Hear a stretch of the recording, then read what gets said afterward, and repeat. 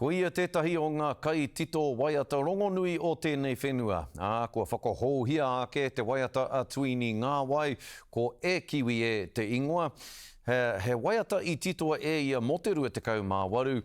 Anā kua whakahohia ake hei tohu i te rā o Anzac i tēnei taunei. Nā te tira waiata o Orpheus, te kapahaka o Kiwa, me te kotahi rau tamariki no ngā rohe whānui o te whakanui ātara, te whakahoutanga o te waiata e kiwi e I waiata I te rānei. E Kiwi E, of course, is the waiata E Kiwi E by Tuini Ngāwai. This sort of formed the heart of the composition brief, the commission that I got at the end of last year.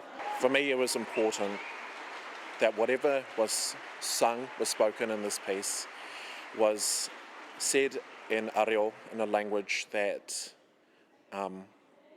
would represent love.